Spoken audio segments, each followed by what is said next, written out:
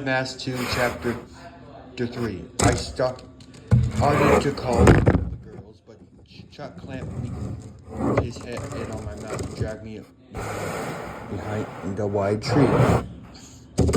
Hey, get your clammy paws off. What's the big idea? When he finally put his hand away, he pushed me against the rough bark of the tree trunk. Shh, they haven't seen it.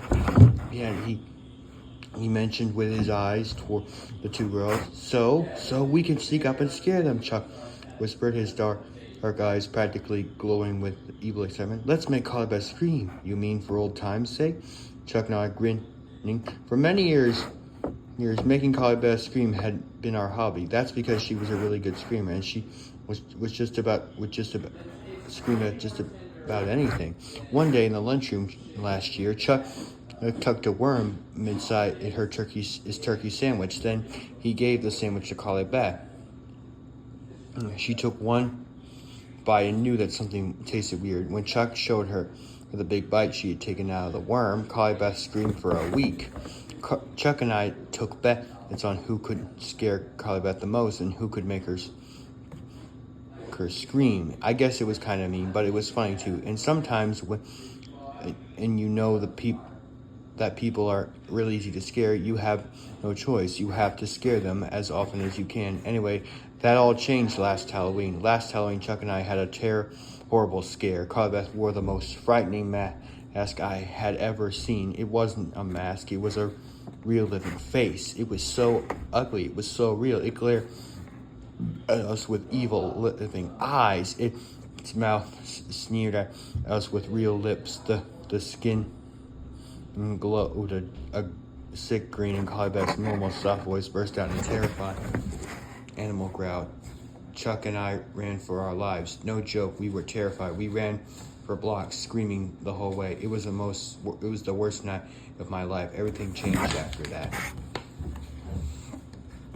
Nearly a whole year had gone by, but we hadn't tried to scare Colibeth once. I don't think Colibeth can be scared, not anymore. After last Halloween, I don't think anything scares her. She's totally fearless. I had heard her shriek or screaming once the whole year, so I didn't want to scare her now. I needed to talk to her and that scary mask of hers, but Chuck kept pressing me back against the tree trunk. Come on, Steve, he whispered. They don't see us. We'll duck down behind the hedges and get ahead of them. And then when they come by, we'll jump out and grab them. I really don't.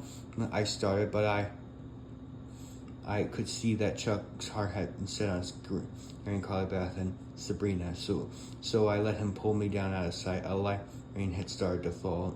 The gushing wind blew the raindrops into my face. I crept along the hedge, bent low, following Chuck. We passed the girls and kept moving. I could hear Sabrina's laughter behind us. I could hear Colibeth say something. Then Sabrina laughed again. I wonder what they were talking about. I stopped to glance through the hedge. Colibeth had a weird expression on her face. Her dark eyes stared straight ahead. She was moving stiffly, and she had the collar of her blue down jacket pulled up against her face. I ducked down at the girl came closer. I turned and saw Chuck and I were standing on the wide front lawn of the old Carpenter mansion. I felt a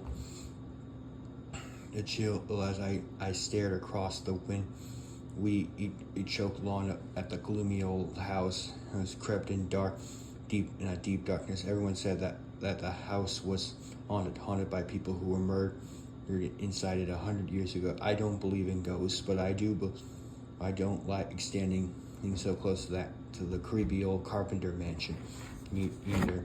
I pulled Chuck into an empty lot next door where rain and pattered the ground, and I wiped the raindrops off my eyebrows. Colibeth and Sabrina were only a few yards away. I could hear Sabrina talking excitedly about something, but I couldn't make out the words. Chuck turned to me with an evil grin spread across his face. Ready? He whispered. Let's get him. We leapt to our feet. Then we jumped out, screaming at the top of our lungs. Sabrina was in shock. Her mouth dropped to her knees. Her hands flew up in the air. Colibeth stared at me. Then her head tilted against the blue jacket, then fell. Her head fell off her shoulders. it. It dropped to the ground and bounced against the grass. Sabrina and his eyes lowered to the ground. She stared aghast at Calabasas' fallen head in disbelief. Then Sabrina's head frailed in the air. She opened her mouth and screamed a horrifying roar, and screamed and screamed and screamed. The end.